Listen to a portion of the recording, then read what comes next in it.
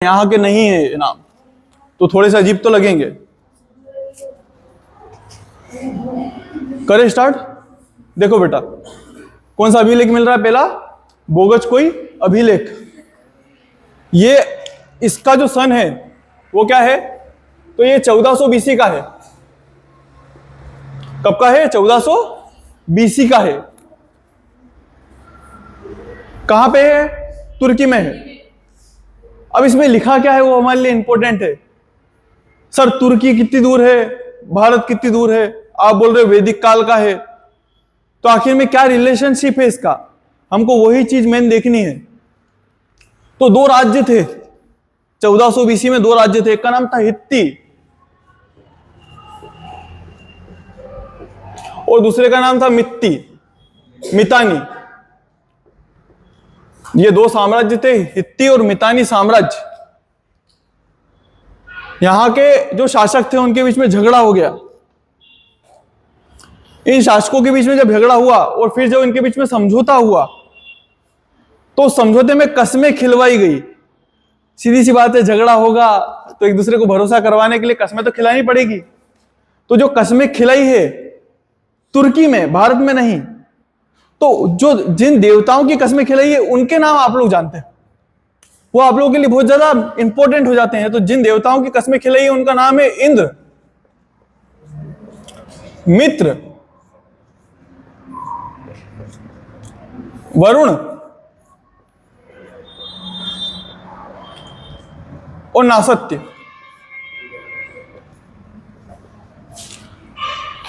तो आप लोगों के लिए ये इंपॉर्टेंट चीज है कि तुर्की में यहां से हजारों किलोमीटर दूर देश में किन देवताओं की कस्में खिला रहे, जो हमारे देवता हैं, राइट, जिनको हम पूछते आए हैं आज तक।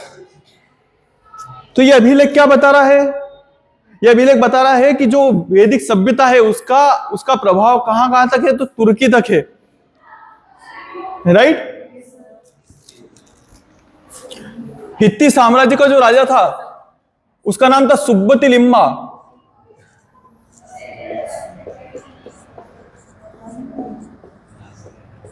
और जो मितानी साम्राज्य का राजा था उसका नाम था मती उमजा।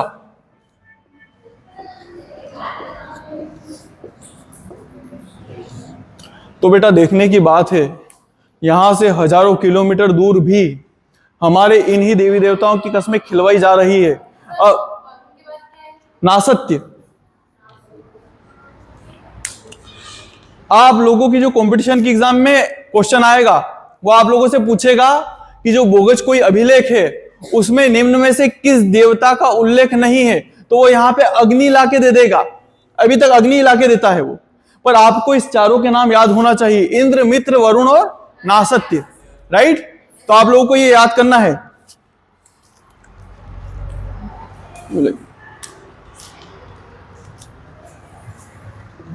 दूसरा अभिलेख कस्सी का अभिलेख।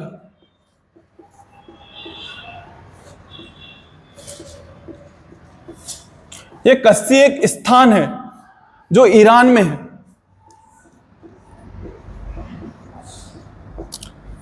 ये इससे भी पुरानी है, ये 1600 बीसी की है। और इस कस्सी के अभिलेख में क्या लिख रखा है? तो यहां पे लिख रखा है कि जो ईरान है वहां से कुछ लोग, आर्य लोग आए और उन्होंने भारत में आके बसे।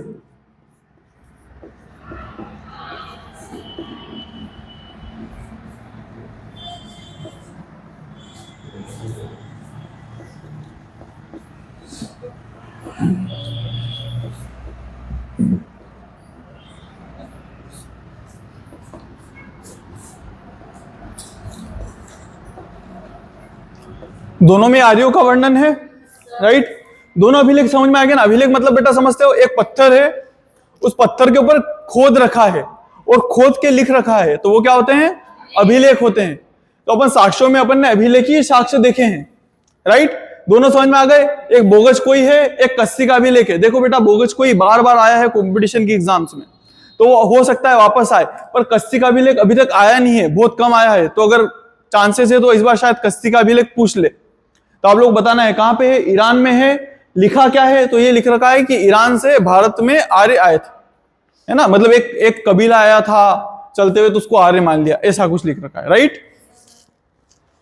एक जगह है अतरंजी खेड़ा,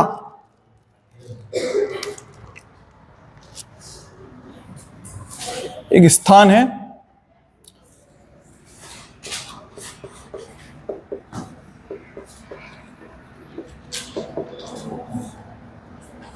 अतिरंजी खेड़ा, यहां पे लोहा मिला है। क्या मिला है? लोहा, वैदिक कालीन लोहा मिला है।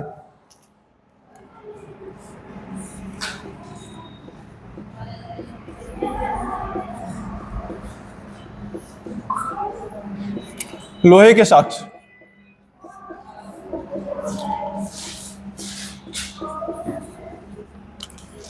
अब आप लोग पूछोगे कि लोहा मिल गया तो क्या हो गया, मेरे घर के बाहर ही मिल जाता लोहा तो। पर बेटा एक चीज है, अपन वैदिक काल को दो पार्ट में बांट के पढ़ते हैं। एक तो ऋग्वैदिक काल है ना, और एक उत्तर वैदिक काल है, या ऋग्वैदिक काल को पूर्व वैदिक काल ही बोल सकते हैं ना।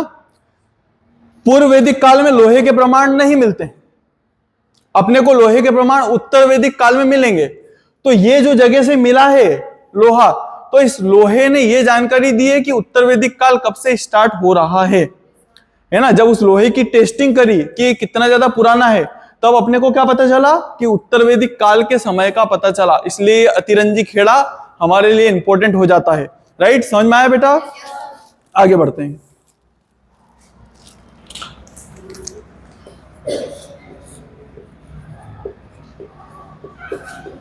मृदभांड, मृदभांड मतलब समझते हो? बर्तन, जो घरों में बर्तन रहते हैं ना, वैसे मटके वगैरह। तो मृदभांड दो तरह के हैं, पहला है ओसीपी और दूसरा है पीजीडब्ल्यू।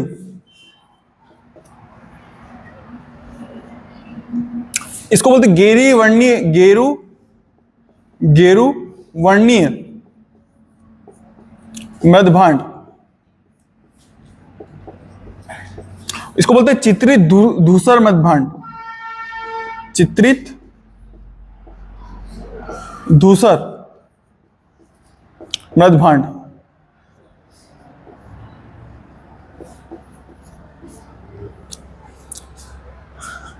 ये पूर्व वैदिक कालीन है।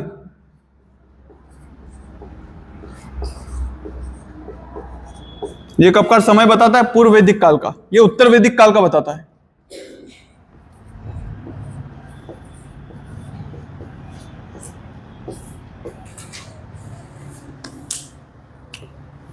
गेरू देखा है तुम्हारे घर में? मिट्टी के घड़े होंगे, राइट। जो मिट्टी के घड़े का कलर है वो गेरुआ कलर होता है ना।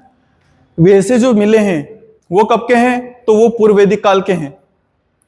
जब अंतर पता चला ना अलग अलग कि पूर्व वैदिक काल के कौन से मृदभांड है और उत्तर वैदिक काल के कौन से मृदभांड हैं, तो जो ज्यादातर पूर्व वैदिक काल के मृदभांड है उसमें सिर्फ और सिर्फ किस कलर के हैं? तो गेरुए कलर के हैं वो लोग, जो अपने घरों में नॉर्मल मिलते हैं।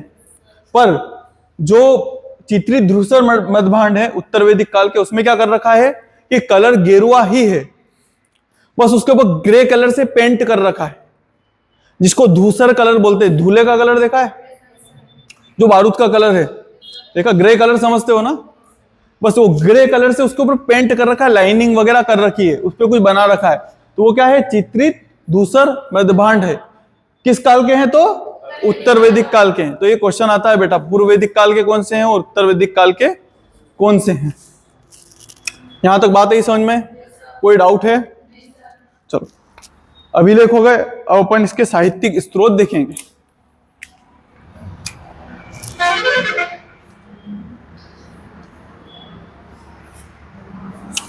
अभिलेख के स्रोत में ये तीनों मेन है, इसको समझ लेना। कुछ डाउट तो नहीं बेटा? कुछ भी नहीं है। देखो, अभिलेख थे, दो अभिलेख अपन ने पढ़ लिए है ना। और ये अतरंजी खेड़ा एक जगह का नाम है, वहां से लोहा मिला तो अपने को पता चल गया, क्योंकि लोहे उत्तर वैदिक काल की निशानी है, तो इस टाइम से उत्तर वैदिक काल स्टार्ट हो रहा है। मृदभांड अपने को पता चल गया, ओसीपी मतलब ये पूर्व वैदिक काल का है, और पीजीडब्ल्यू मतलब उत्तर वैदिक काल के मृदभांड, राइट। अपन इसका साहित्यिक स्रोत पढ़ेंगे कि साहित्य कौन कौन से मिले, और मेन इसका साहित्य ही है। मेन जो हमको प्रमाण मिले हैं ना, वो साहित्यिक प्रमाण ही है, और हमारे काम के वो ही है।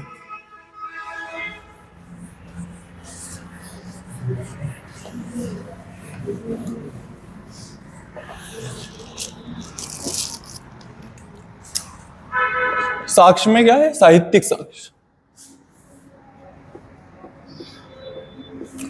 साहित्य। अब देखो साहित्य, देखो साहित्य किस तरह के साहित्य हैं। तो अपने को जो पढ़ना है साहित्य में क्या है यहां पे, तो यहां वैदिक साहित्य। कौन सा साहित्य है? वैदिक साहित्य पढ़ना है।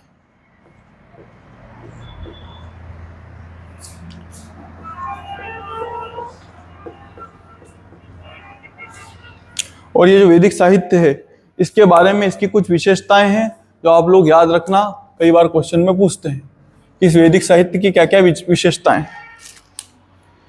सबसे पहली विशेषता तो यह है कि ये नित्य है। क्या है? नित्य।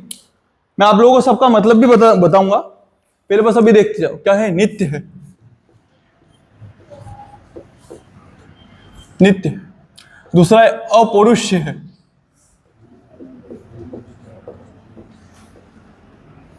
नित्य है, अपौरुष्य है, संहिता है और श्रुति साहित्य है। श्रुति साहित्य है, ये इसकी विशेषता है। ये 4 अक्षर इसकी विशेषता है पूरे वैदिक साहित्यों की। नित्य का मतलब क्या होता है? क्या? नित्य का मतलब होता है बेटा जैसा का वैसा, जैसे के जैसे ही स्वीकार कर लेना, उसको नित्य रूप में स्वीकार कर लेना। मतलब आप वैदिक चीजों में परिवर्तन नहीं कर सकते हो, जैसा है उसको वैसे के वैसे स्वीकार करना है आपको, राइट? मतलब समझ गए ना? जैसा कि जैसा आप, ऐसा नहीं कि अपने मन से कुछ थॉट्स रख रहे हो, मन से चीजें बना रहे हो, मन से नहीं कर सकते। उसी पर टीकाएं लिख सकते हो पर उसमें परिवर्तन नहीं कर सकते आप, राइट? वो नित्य है। अपौरुष्य का मतलब है कि वेदों की रचना किसने करी है? किसी पुरुष ने नहीं करी है ना। तो अपौरुष्य मतलब इसकी रचना स्वयं ईश्वर ने करी है। ये जो किताब है वो किसकी दी हुई है? ईश्वर की दी हुई है। किसी इंसान ने नहीं बनाई कि मैंने लिख दी हो आप लोग लिख दो, ऐसा नहीं है। फिर ये संहिता है, मतलब इसका संकलन करा है। संहिता मतलब चीजों को जोड़ना, राइट? अलग अलग कोट को जोड़ना, तो क्या हो जाती है? संहिता हो जाती है। मतलब अलग अलग सूक्तों को जोड़ा है, अलग अलग मंत्रों को जोड़ा है, तो ये क्या बन गई? ये संहिता। और ये श्रुति साहित्य है। श्रुति साहित्य मतलब इसको सुना जाता है, इसको मुंह से उच्चारण करते हैं, इसको लिखा नहीं जाता। आप लोगों ने मंदिरों में देखा होगा, शादियों में भी देखा होगा कि जो पंडित रहते हैं वो मंत्रों को दोहराते हैं, राइट? वो लिखते हैं क्या? वो सब मिलके बोलते हैं। किसी पूजन पाठ में भी ऐसे ही होता है, यज्ञ में मिलके सब उच्चारण करते हैं। आप लोगों ने जब गुरुकुल में भी देखा होगा तो वहां पे भी सब मिलके उसका उच्चारण करना सिखाता है, जो मेन उनका शिक्षक रहता है, ना कि लिखना सिखाता है कभी, क्योंकि इन लोगों को लिखना आता भी नहीं था। यह भी सीखने की बात है कि जो वैदिक काल है वो आद्य ऐतिहासिक काल है। कौन सा काल है? आद्य ऐतिहासिक काल है। मतलब वैदिक काल के लोगों को, क्योंकि अपने को इस चीज की जानकारी नहीं मिली, लिखा हुआ कुछ भी नहीं मिला है वहां से, वैदिक लोगों को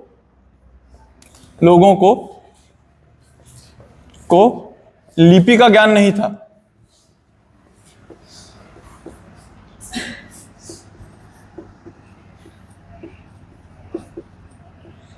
ऐसा अपन क्यों बोल रहे हैं? क्योंकि अपने को वहां की कोई सी लिपि मिली ही नहीं है, राइट? मिली होती तो अपन बोल देते कि हाँ उनको लिपि का ज्ञान था, पर उनको कोई लिपि का ज्ञान नहीं था क्योंकि अपने को मिली नहीं है। इसलिए इसको क्या बोलेंगे? ये आद्य ऐतिहासिक काल है।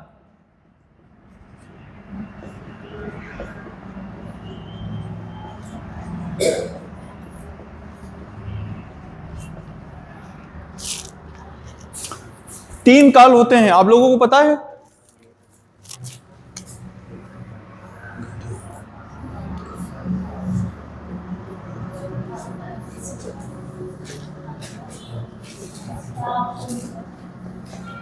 प्राग ऐतिहासिक काल, आद्य ऐतिहासिक काल और ऐतिहासिक काल।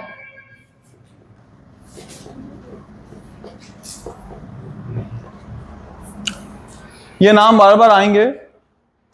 देखो प्राग ऐतिहासिक काल का क्या मतलब होता है?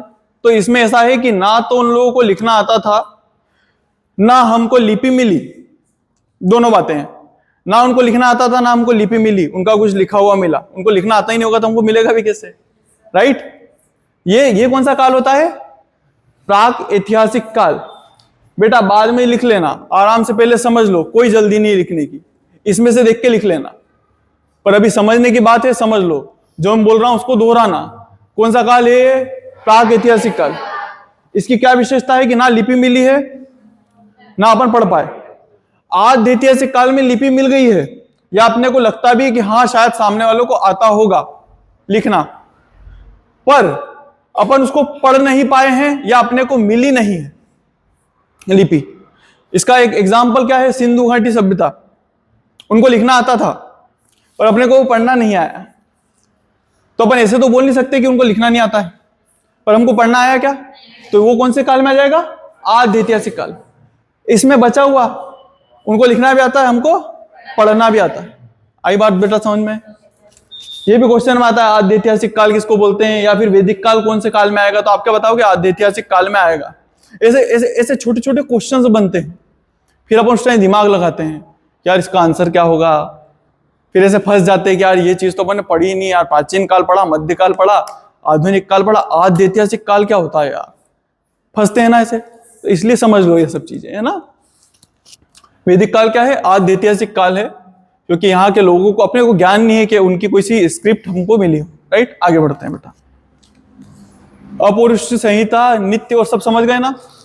अब इसके पार्ट समझ लो कि कौन कौन से पार्ट्स हैं इसके, भाग।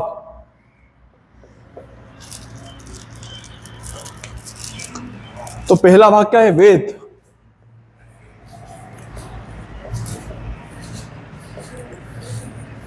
दूसरा भाग क्या है?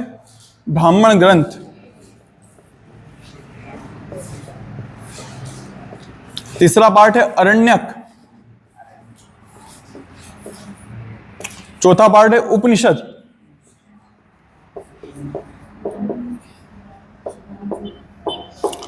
इन वेदों को तो अपने को वैसे भी डीप में पढ़ना है, राइट। इन वेदों को अपन एक एक करके डीप में पढ़ेंगे, क्योंकि ये अपने लिए बहुत ज्यादा आईएमपी है। ना सिर्फ पेपर 2 के लिए बल्कि पेपर 1 में भी आएगा वेदों से रिलेटेड। तो अपन इसको आगे पढ़ेंगे। बस इतना जान लेते हैं कि ये कितने हैं? 4 हैं। संख्या है, संख्या कितनी है इनकी? 4। ब्राह्मण ग्रंथ क्या है? तो बेटा वेदों में जो चीजें लिखी हुई है उसकी जो भाषा है वो प्राक संस्कृत भाषा है। प्राक संस्कृत भाषा बहुत ज्यादा टफ है। क्या है? बहुत ज्यादा टफ है। उस बहुत ज्यादा टफ भाषा को समझने के लिए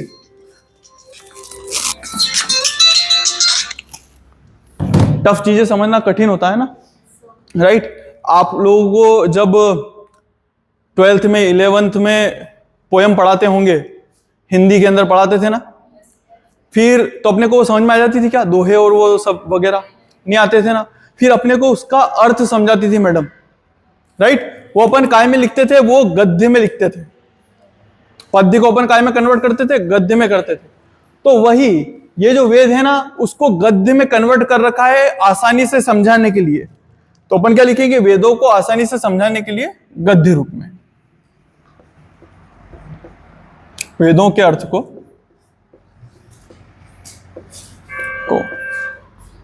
आसानी से समझाने के लिए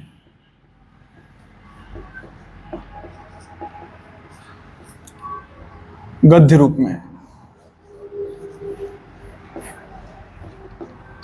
वेद आपको काय में नजर आएंगे? ज्यादातर पद्य रूप में नजर आएंगे।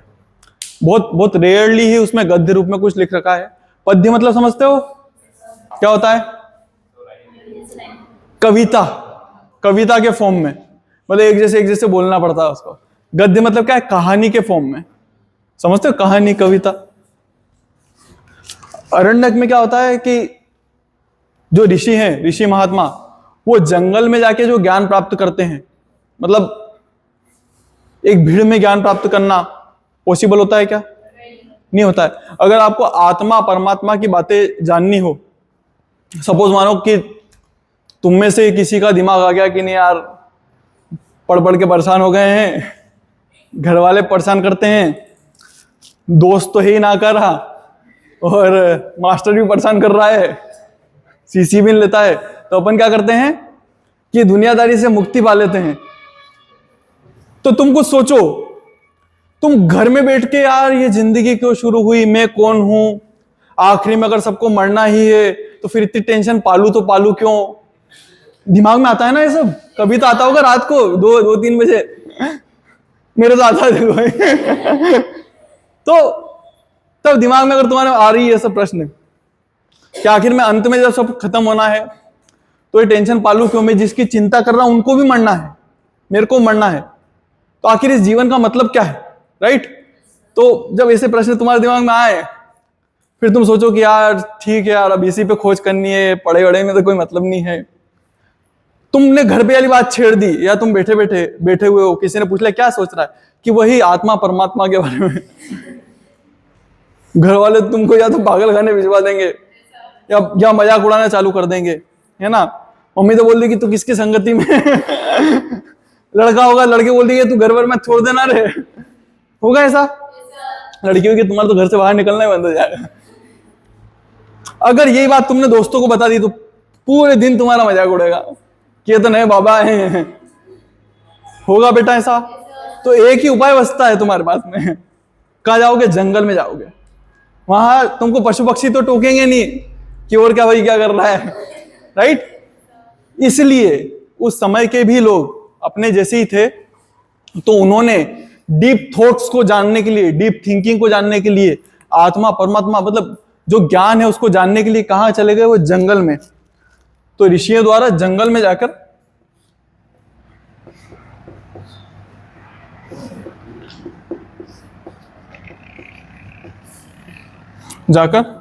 ज्ञान प्राप्त करना।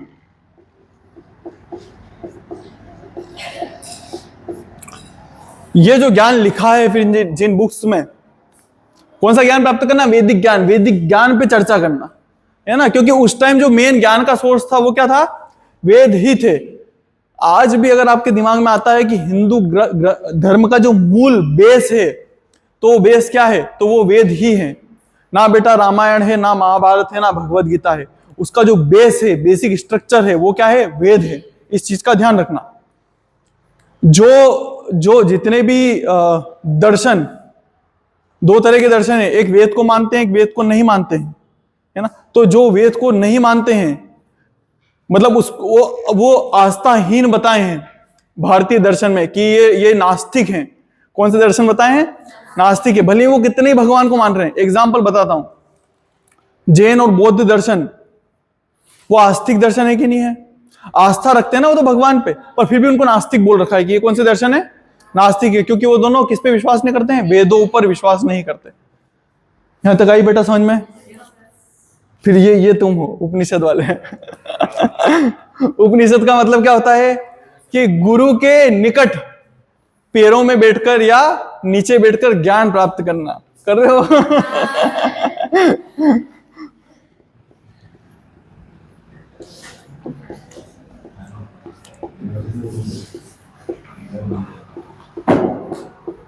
या करीब।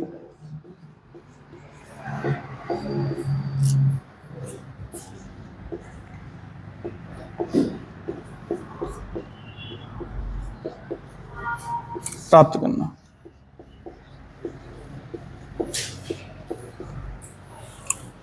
उपनिषद मतलब करीब में बैठकर ज्ञान प्राप्त करना।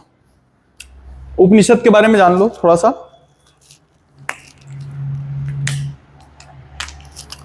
एक मुक्ति का उपनिषद है, नाम क्या है, मुक्ति का उपनिषद।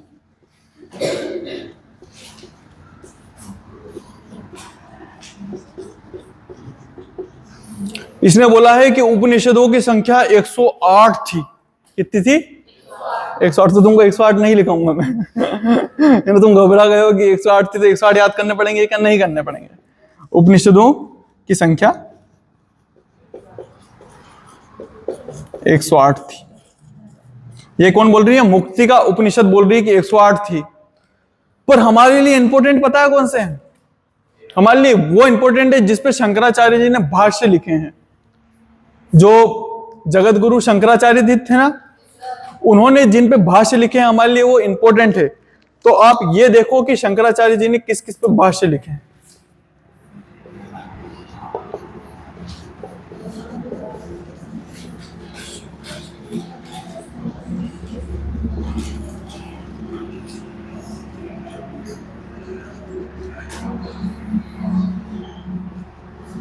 तो उनकी संख्या कितनी है? 10। कितनी संख्या है? 10। और ये हमारे लिए थोड़ा सा इंपॉर्टेंट हो जाते हैं ये 10। तो पहला है, रेड हो गया, ग्रीन हो गया, कोई सा नहीं बचा, इससे लिखेंगे। इश, केन, कंठ, प्रश्न, मुंडक, मांडुक्य, ऐत्रेय, तैत्रेय, छांदोग्य,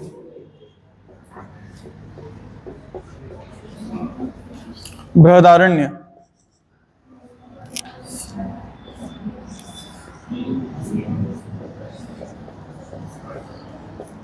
कितने हो गए? 1 2 3 4 5 6 7 8 9 10। ये 10 हैं जिनको किसने लिखा है कि किस शंकराचार्य जी ने जिस पे भाष्य लिखे हैं। क्या हो गया बेटा? कम है क्या? तैत्रेय, एक ऐत्रेय है। ए, वो तो क्या तेरे देखने में दिक्कत आ रही है? ए ही लिख रखा, ए ही लिख रखा है कि नहीं लिख रखा? देखो अच्छे नंबर दूंगा बेटा, तेरी आवाज तेज आई है। आखिरी में नाम बता के जाना है ना। क्या बोल रहा था तू? कुछ बोल रहा था क्या? गलती बता रहा था है ना? कि अच्छा लिखा है। अब क्वेश्चन ऐसे नहीं पूछेंगे कि शंकराचार्य जी ने किस किस पे भाष्य लिखे हैं। प्रश्न ये पूछेंगे कि ये जो उपनिषद लिख रखे हैं इसमें से गद्य में कौन कौन है, कि गद्य में लिखे हुए उपनिषद कौन कौन से हैं।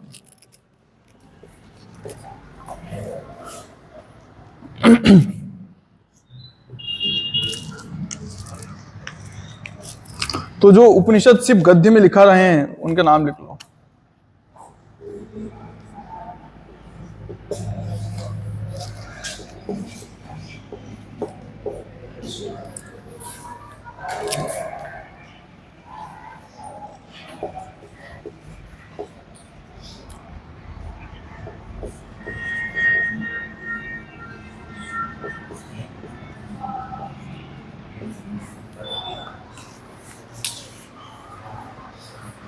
इसमें श्वेताश्वर मिलेगा नहीं है ना कहीं से कहीं तक, बस आपको बता रहा हूं कि गद्य में लिख रखे हैं।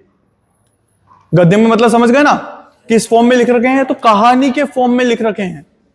तो कौन कौन से हैं? 4 हैं, ईश, कंठ, तैत्रेय और श्वेताश्वर।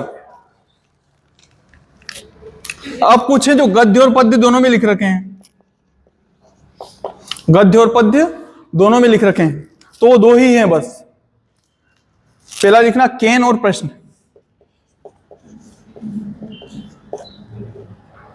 समझ में आया? कोई डाउट तो नहीं है बेटा? भाष्य क्या होते हैं?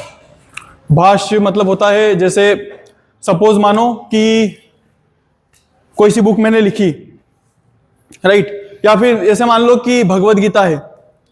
भगवत गीता का जो ज्ञान है, क्या आपको बेसिक वैसे समझ में आएगा क्या? जब मैंने पहली बार जीवन में भगवत गीता पढ़ना चालू करा था ना, तो मैंने उसकी 2 चीजों को बहुत ज्यादा ध्यान दिया था। पहली चीज तो ये थी कि उस पर लिख रखा था कि बहुत सारे लोगों को डर लगता है, घर वालों को, बच्चों के लिए, कि उनको भगवत गीता नहीं पढ़नी चाहिए क्योंकि वो फिर घर छोड़ के संन्यास ले लेते हैं। एक ये चीज। दूसरी चीज ये थी कि भगवत गीता जो भी पढ़ता है उसका अर्थ अपने अनुसार निकालता है, राइट? सब अपने अपने अनुसार अर्थ निकालोगे, तो अगर आपने अपने अनुसार अर्थ निकाला और उस अर्थ को कहीं लिख दिया तो वो आपका भाष्य हो गया। मतलब उस चीज का अर्थ निकालना क्या होता है? भाष्य होता है।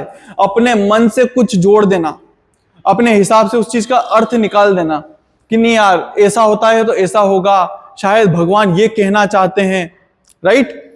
तो ये क्या होते हैं, भाष्य होते हैं, अपने मन से उसमें चीजें जोड़ के लिखना या अपने मन का लिख देना, है ना। ऐसा नहीं कि अपने मन का कुछ भी लिख दोगे, ऐसा नहीं, मन का लिखोगे पर उससे रिलेटेड चीज लिखोगे, राइट। समझ में आ रहा है बेटा भाष्य का मतलब? आगे बढ़े। भाष्य और टीका, यार भाष्य भी टीका जैसी होती होगी, बस टीका के अंदर उस पर कमेंट्री है। टीका तो मतलब उस पर कमेंट कर देना। टीका का मतलब क्या होता है, कमेंट्री होता है, बस उस चीज पे कमेंट कर देना।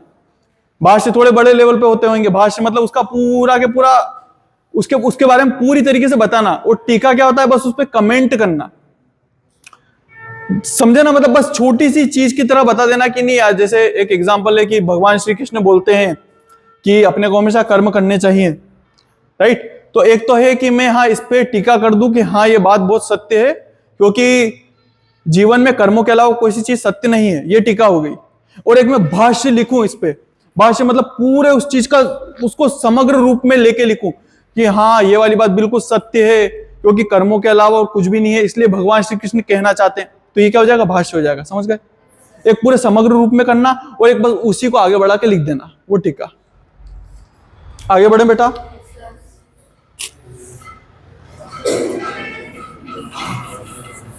अब अपने को वेद पढ़ने हैं।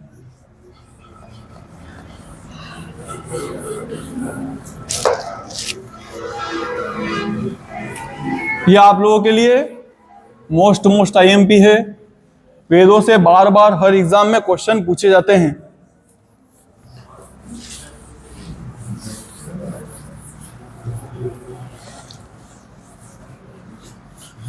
पहले वेद का नाम क्या है? तो वही पढ़ेंगे अपन। बिल्कुल सही बताया तुम लोगों ने।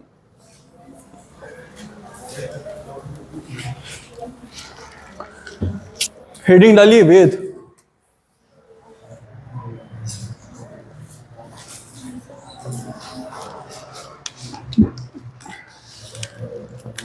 जो हमारा पहला वेद है उसका नाम क्या है? ऋग्वेद।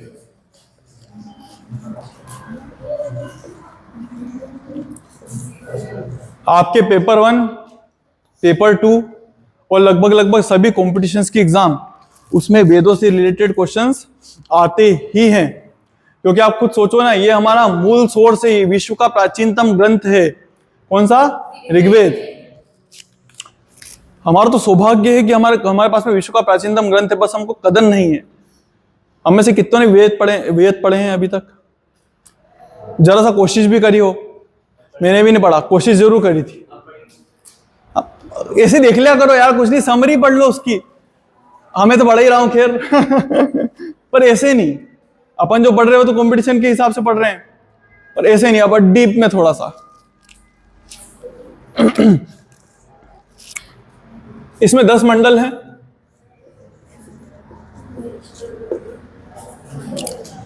एक 1028 सूक्त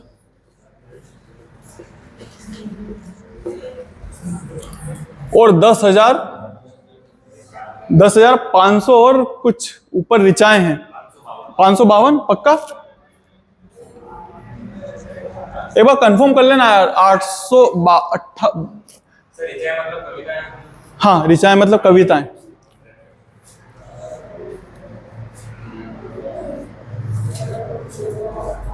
ये ऋचाएं सही लिख रखा है? ऋषि वाला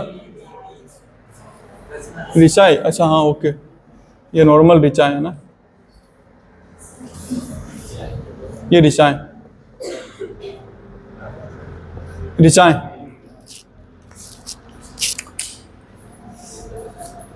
देखो समझना, इसके कुछ भाग हैं। कितने मंडल हैं इसमें? 10 मंडल हैं, और आप लोगों के लिए 10वां आईएमपी है।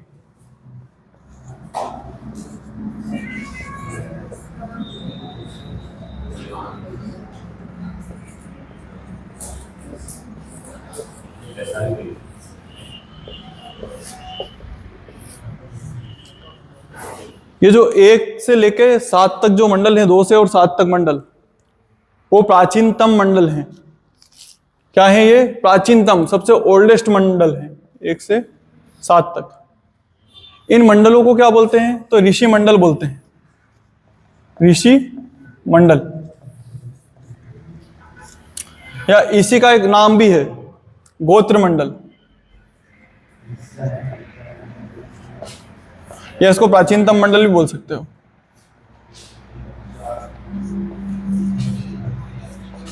राइट, 2 से 7 तक। बाकी के जो मंडल हैं वो बाद में लिखे गए हैं। इस लिखे तो क्या गए हैं, मतलब इसका संकलन बाद में हुआ है, क्योंकि अपन तो बोल ही रहे हैं कि किसी ने लिखे नहीं है।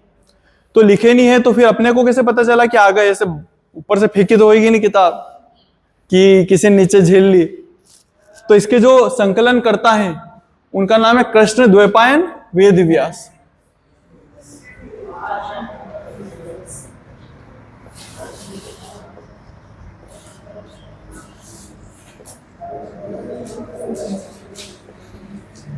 यह संकलन करता है।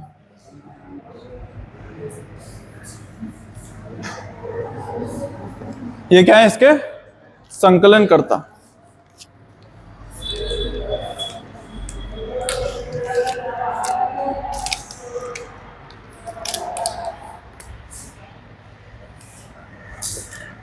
जो दूसरा मंडल है उसका जिसने संकलन करा है वो भार्गव है,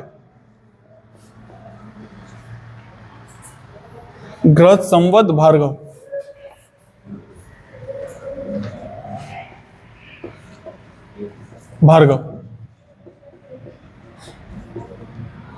तीसरे के विश्वामित्र,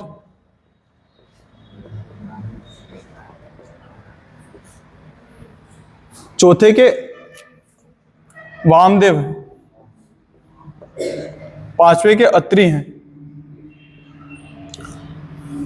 छठे के विश्वामित्र होना चाहिए ना।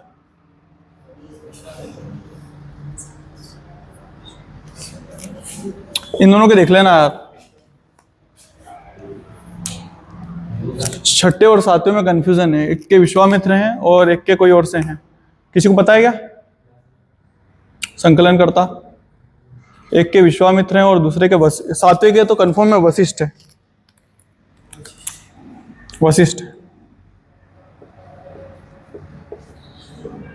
वशिष्ठ हैं।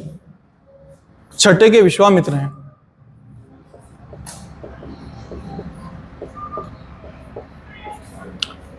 ये कंफर्म नहीं है, एक बार इसका छठा और तीसरा अपन चेक करके कल बता देंगे ना। अब इनमें देख लो कि लिख क्या क्या रखा है।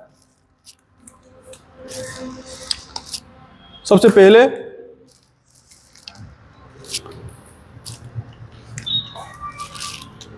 तीसरे नंबर का क्या,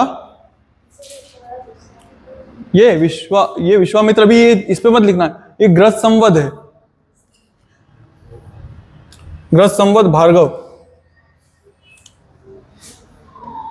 वामदेव अत्रि विश्वामित्र। जो इसका तीसरा मंडल है ना उसमें जो ओम भूर्भुवः स्वः तत्सवितुर्वरेण्यम बोलते हैं गायत्री मंत्र, उसका वर्णन है। तो ये जो नॉर्मल कॉम्पिटिशन्स की एग्जाम है उसमें बार बार पूछता है कि गायत्री मंत्र का वर्णन काय में है, तो आप लोग बताओगे तीसरे मंडल में है।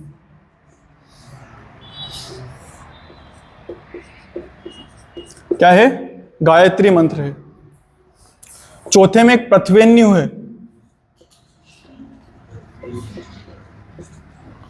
ये जो पृथ्वेन्यु है इसको विश्व का पहला कृषि इंजीनियर बताया है, विश्व का पहला कृषि इंजीनियर का प्रथम ये कृषि इंजीनियर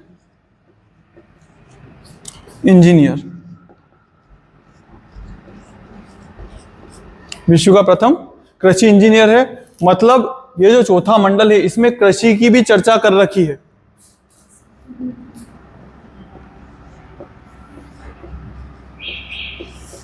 कृषि की चर्चा मिलती है।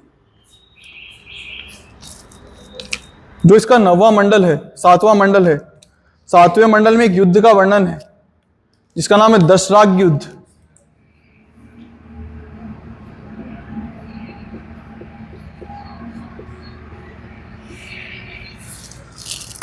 इसके बारे में थोड़ा सा जान लेते हैं। दशराग युद्ध आप लोगों के लिए बहुत ज्यादा इंपॉर्टेंट है इसलिए इंपॉर्टेंट है कि ये धरती पे युद्ध का लिखित में पहला वर्णन है। अभी भी दुनिया लड़ रही है, पहले भी लड़ती थी, पर जो पहली लड़ाई का वर्णन है वो कहाँ मिलता है हमको?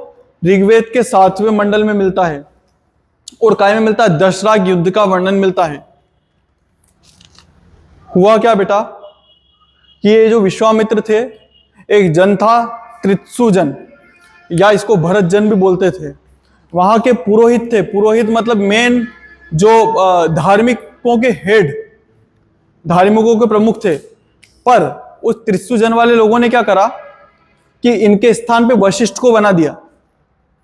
जब वशिष्ठ को बनाया तो इनको बुरा लगा, तो इन्होंने बाकी जनों से हेल्प मांगी और हेल्प मांग के बोला है कि मेरे साथ में अच्छा नहीं हुआ है, मेरे साथ में धोखा हुआ है, तो आप लोग उसका बदला लो।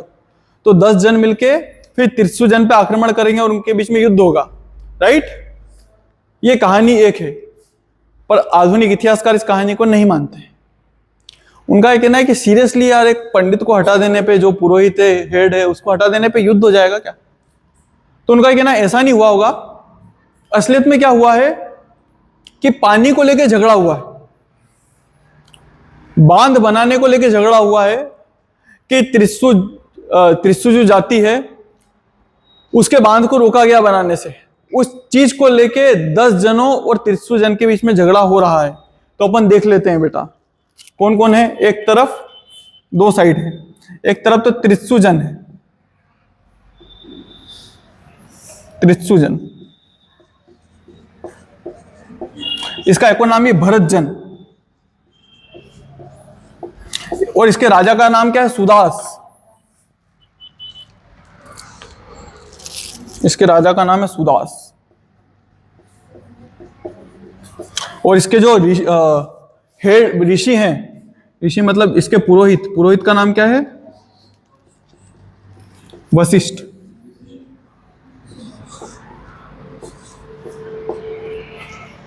वशिष्ठ। और इनके विरोध में कौन है?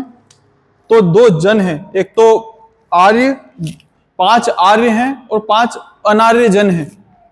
टोटल कितनी संख्या है उनकी? 10, जिसमें 5 आर्य हैं और 5 अनार्य हैं।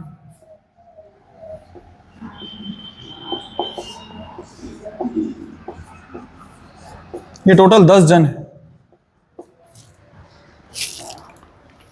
इनको लिखना। पहला अनु, ये क्वेश्चन पूछते हैं एग्जाम में। आप लोगों को लग रहा होगा कितने सारे फैक्ट्स हैं, कितनी चीजें याद करेंगे, पर बेटा ऐसी ही चीजें पूछी जाती है। तुम लोग क्या लग रहा है कि लोग ऐसी तैयारी कर रहे हैं क्या? राइट, जब इतना ज्यादा कंपटीशन है तो कंपटीशन इतना ज्यादा इसलिए तो बोलते हैं क्योंकि अब चीजें डीप में पूछ रहे हैं। पहला है अनु है, दूसरा यदु है, तीसरा द्रवु है, चौथा तुर्वश, 5वां शिवी। ये क्या है? ये आर्य कबीले हैं। 5 अनार्य देख लो, अनिल, पक्त, भलानश, विषाणिक, और एक और भी कोई सा है, अनिल, पक्त, भलानक, विषाणिक और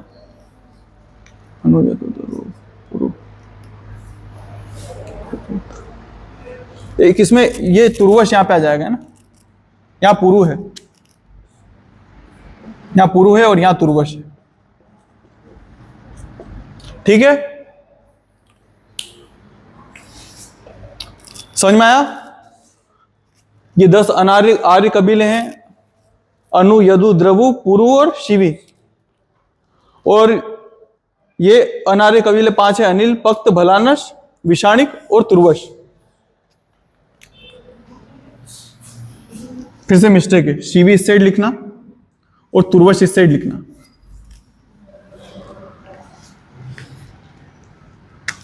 कोई बात नहीं बेटा, सीसी दोगे ना, यहां खड़ा करके पूछवाऊंगा फिर मैं देखूंगा तुम लोग कितना कंफ्यूज होते हो। तुर्वश और शिवी यहां पे,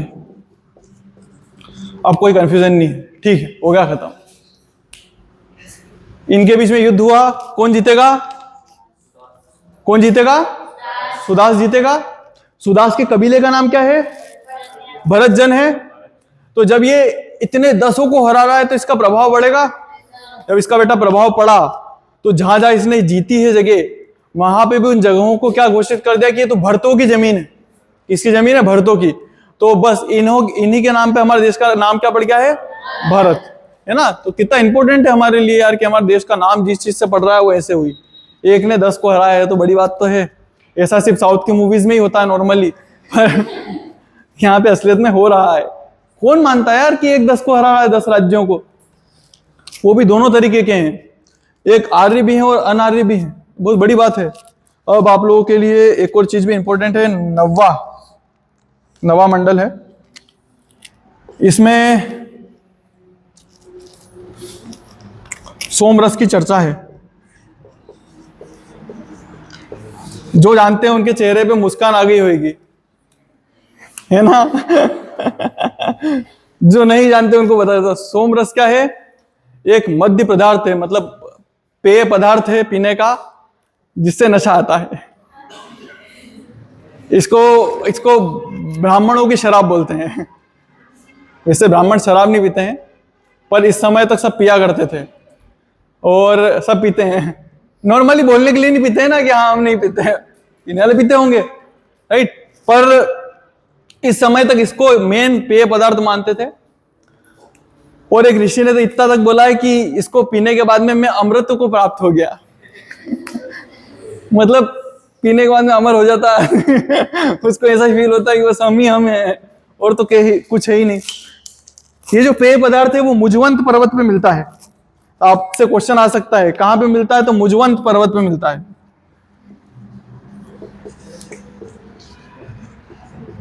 ऐसा नहीं कि तुमको कोई कुछ भी लिया है लाके दे दे और बोल दे कि नहीं ये तो पी लो, ये तो वैदिक लोग भी पीते थे। कि कुछ नहीं है, शराब थोड़ी है, पागल हो गया। मेरे दोस्त लोग क्या करते थे मेरे साथ में, उन्होंने बहुत कोशिश करी है मेरे को शराब पिलाने की, बहुत। मतलब होता है ना, मैं जहां से उठ के आया हूं, मतलब उठ के तो क्या, मेरा जो बैकग्राउंड था, मेरे बैकग्राउंड में मेरे जो ज्यादातर दोस्त थे वो सभी पीते थे। एक समय तो ऐसा था कि मैं और मेरा दोस्त, मैं खाता भी नहीं हूँ पीता भी नहीं हूँ, तो मैं और मेरा दोस्त है वो खाता है पर पीता नहीं है। हम बस 2 जने थे जो पीते नहीं थे, बाकी मस्त महफिल सजी हुई है, पी रहे हैं, नाच रहे। दोस्ती कसम देते थे, दोस्ती कसम तेरे को बस चख ले, बस टेस्ट इतना सा तेरे को पीना है, दोस्ती कसम है। वो खाने में भी ऐसे ही बोलते थे कि तू नॉनवेज नहीं खाता ना, मत खा, तेरी बिल्कुल बात मानेंगे। ये ग्रेवी चख। ये थोड़ी नॉनवेज है, ये तो ग्रेवी है, तो सब वेज चीजों से बनी। पर लोग बोलते हैं ना बुरी संगत में रहना, पर मैं हमेशा उनके साथ में रहा हूं और वो आज भी मेरे बहुत गहरे दोस्त हैं। अपने पे डिपेंड करता है कि आपकी आभा में कितनी ताकत है, मतलब आप में कितने गट्स हैं। मैं तो ये मानता हूं, एक समय था जब लगभग सभी पीते थे, आज समय है सिर्फ एक आदमी पीता है उनमें से, और नॉनवेज कोई भी नहीं खाता। तो डिपेंड करता है कि किसका कितना प्रभाव होता है। उनका मेरे पे प्रभाव होता तो मैं भी नशेड़िया बन जाता। मेरा इस चीज को लेके मैं बड़ा प्राउड फील करता हूं। क्या मेरा इतना प्रभाव रहा कि उनको टोका नहीं कभी मैंने।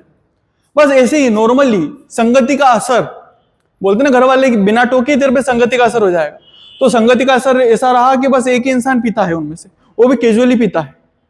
बाकी सबने पीना छोड़ दिया, खाना भी छोड़ दिया, बस वो एक इंसान खाता है जो खा रहा था ना मेरे साथ में, वही खाता है, बाकी कोई भी नहीं पीता है। तो आप में इतना दम होना चाहिए मेरी नजर में कि अगर आप में दम है ना तो आपको कोई डिगा नहीं सकता। आपसे कोई बोले कि दोस्ती कसम है तेरे को ले शराब पी ले, तो तू बोल देना कि दोस्ती कसम तेरे को नाली का पानी पी ले। फिर देखो वो निभाएगा कि निभाएगा दोस्ती, राइट। देखो दोस्ती दोनों तरफ है ना, जो उसके लिए गंदगी है वो मेरे लिए गंदगी है। जो तुम नाली का पानी गंदा समझ रहे हो मेरे लिए वो चीज इसलिए नहीं कि उससे नशा आता, इसलिए कि उससे बुद्धि भ्रष्ट होती है। सच में आप लोग किसी भी शराब पीने वालों को आजमा लेना बेटा, उनका दिमाग स्थिर नहीं रहता, कुछ ना कुछ तो वो बेंडे बने करते हैं, कभी नहीं रहता। ऐसा नहीं कि सिर्फ पीने के बाद में उनका कभी भी दिमाग स्थिर नहीं रहेगा। कभी कुछ भी कर देंगे, उनकी भावनाओं पे कंट्रोल नहीं रहेगा उनका, इसलिए मना करता हूँ। अदरवाइज ऐसे कि नहीं, नशे में हो तो कोई दिक्कत नहीं है, बस इसलिए नहीं पीना चाहिए कि अपनी बुद्धि को भ्रष्ट करनी है। दिमाग से बढ़ के थोड़ी कुछ है। कुछ किसी को बुरा तो नहीं लग रहा है कि सर क्या बात कर दी, सोमरस की बुराई कर रहे हो इसको तो अमृतों की प्राप्ति होगी पीने के बाद में। तो कहाँ मिलता है बेटा? मुजवंत पर्वत पर। मुजवंत पर्वत कहाँ पर है? तो अफगानिस्तान में। कहाँ है?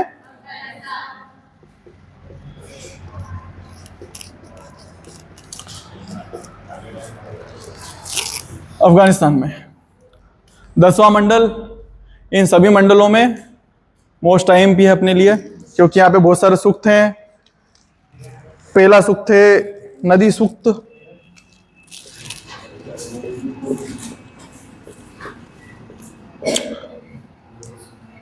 टोटल ऋग्वेद में 25 नदियों की चर्चा है।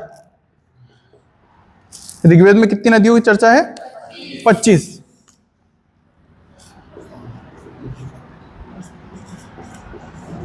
में 25 नदियों की चर्चा है। उसमें से ये जो नदी सूक्त है ना, सिर्फ उसी सूक्त में 21 नदियों की चर्चा है।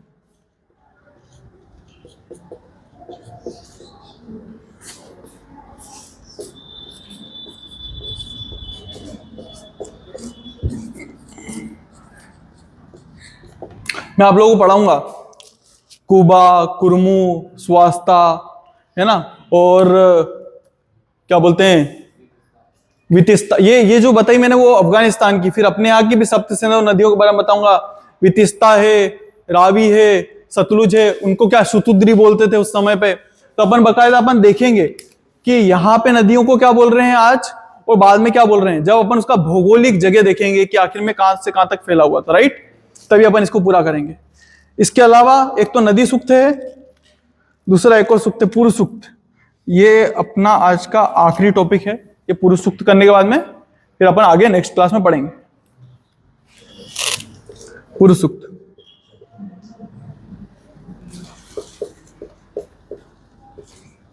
इसको पुरुष सूक्त इसलिए बोलते हैं, पुरुष सूक्त या पुरुष सूक्त, क्योंकि इसमें एक विराट पुरुष की संकल्पना करी है। बना बताऊं है? उस दिन छोटा बनाया था। विराट पुरुष है मतलब बहुत बड़ा पुरुष है। पुरुष मतलब आदमियों वाला आदमी नहीं, विश्व ईश्वर की बात हो रही है। ये विराट पुरुष कौन है? ईश्वर है, भगवान है, जिसका कोई आकार नहीं है, पर उसका आकार मैं बना के बताऊंगा क्योंकि बनाना पड़ेगा। मैं सब बना सकता हूं, इसके तो मैं अच्छे बनाते ही हूं। कौन से कलर से बनाऊं बताओ तुम्हारे पसंद के कलर से बनाऊंगा। हैं? रेड से बनाऊं? हैं? अच्छा देखो, हंसना मत समझो, बस तुम्हारे समझाने के लिए ना। ये विराट पुरुष है, ठीक है। ये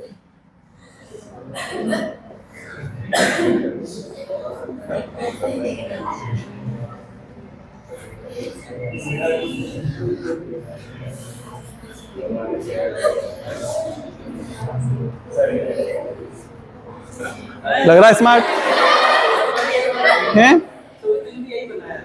तो स्मार्ट नहीं लग रहा है क्या? कौन मना कर रहा है रे? बेटा बहुत बहुत महान पेंटर हूं मैं।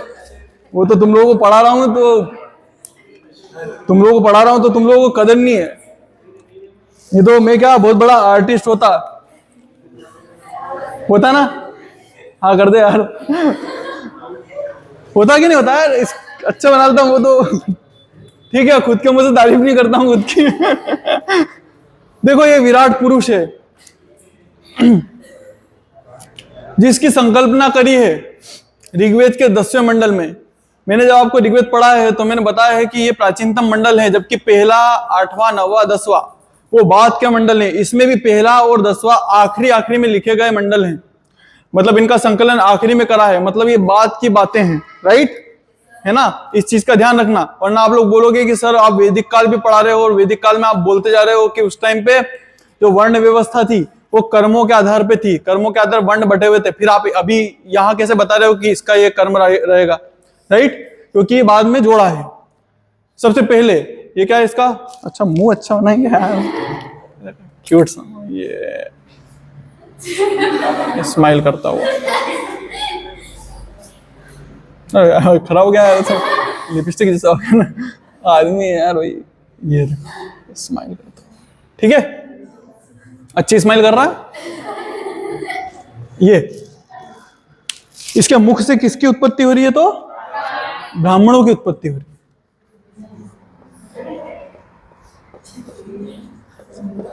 ब्राह्मणों की उत्पत्ति हो रही है।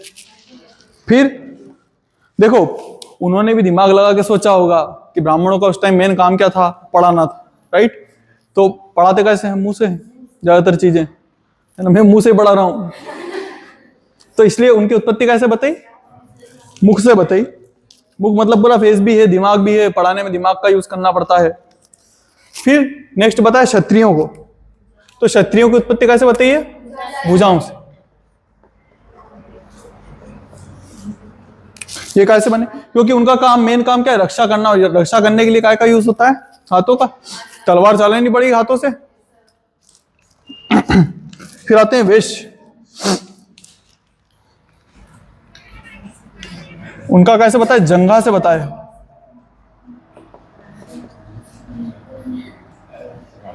जंघा से वेश्यों की उत्पत्ति बताई। और शूद्रों को कैसे बताया है? तो चरणों से।